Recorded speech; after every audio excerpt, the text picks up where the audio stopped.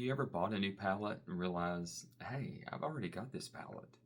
It's the same neutrals, the same flat tones, same color story, the same safe colors. And then you discover something new, an indie brand. And then suddenly, makeup feels new again. Different colors, multichromes, duochromes, things that speak to you. So today we're performing another indie autopsy.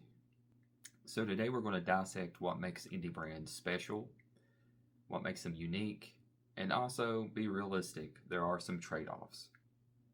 And indie beauty isn't just small. It's a different philosophy. It's a different take. It's a different approach altogether.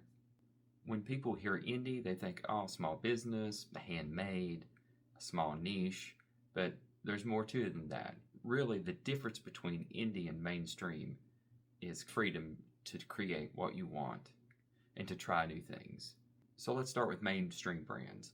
Mainstream brands are for mass production, global reach, predictability, rinse and repeat. Indie brands are often founder-led, artist-driven, and built around a community.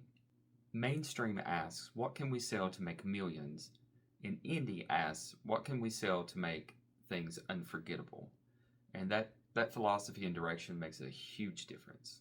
Mainstream brands, they look at retail, they look at forecasting, trends, they look at risk avoidance. They want to play it safe. That's why you see the same thing over and over again. It's the same neutrals, the same colors, because it's safe, they know it sells, and they need to be able to reproduce it in a mass quantity. And indie brands live in the space of multichromes, duochromes, grungy colors, different themes like horror and gothic themes. And because indie brands are so much more creative, they're not just releasing a product, they're building worlds, they're releasing ideas. So these colors aren't made in a committee in a boardroom somewhere. They're made from their passion. Sometimes you don't want another beige transition shade. Sometimes you want something that speaks to you. Mainstream, they need 12 to 24 months of research. They have to have approvals. They have to go through manufacturing and logistics. Just endless things that slow manufacturing and getting it to the customer. Where indie brands, such as Notoriously Morbid, they can think of something on Wednesday and have it become a reality by Friday, which means they can test ideas more quickly, they can hop on trends faster, and they can respond to the demands of the community as well. Indie is like a creative laboratory where they don't have endless bureaucracy bogging them down. Indie brands can afford to be a little bit more weird, and the weirdness is where the novelty and the magic happens. So let's talk about prices now. I know that indie brands aren't, drugstore, bottom of the barrel pricing that you can get, but they are relatively a lot cheaper than mainstream brands. A lot of that has to do with it's just direct to customer.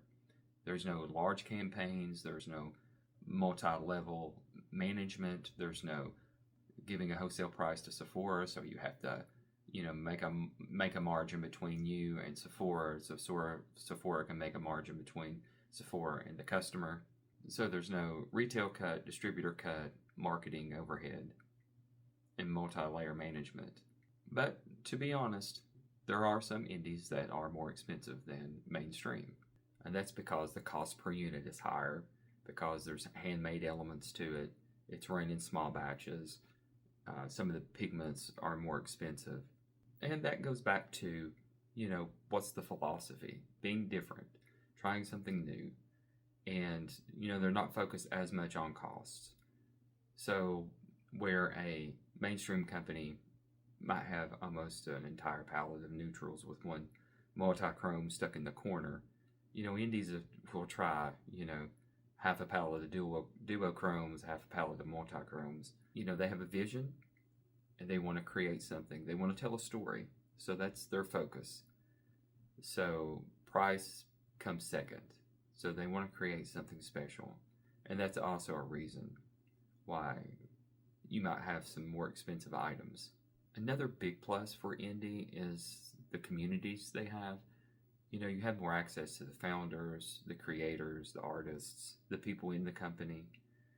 You can interact with them, talk directly to them. Customer service is more personal.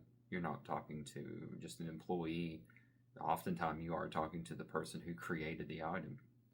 And when you find an indie brand that you resonate with, that's awesome, because those products, they are speaking to you as well. And when you're in the community and you're able to interact with the employees or the founder, it's a connection. It's something special. I think you're more seen, you're more heard. With Notoriously Morbid, with our community, we have welcomed a lot of ideas, used a lot of ideas, listening to customers and what they want, and it's been a wonderful experience interacting with our customers. With us, we run polls, we ask opinions, we get a lot of feedback from our customers. Indie brands aren't out for mass appeal, and that's why it resonates so deeply with customers. And of course, indie isn't perfect, so there are some trade-offs to buying indie.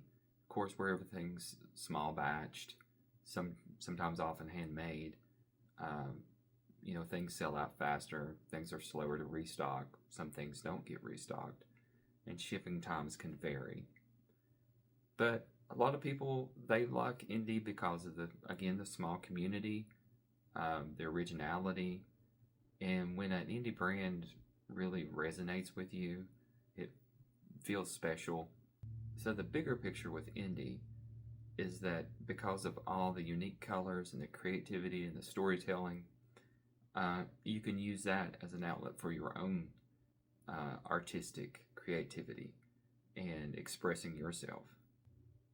Notoriously Morbid was founded with creativity and expression at its heart, and always has been and always will be. We always want to tell stories first. We always want to be able to give people the tools and the colors they need to express themselves. Because makeup shouldn't always be beige and neutrals. It should be exciting. It should be fun. It doesn't have to be boring. So if you love indie beauty, support the brands you believe in, and don't always buy off the shelf.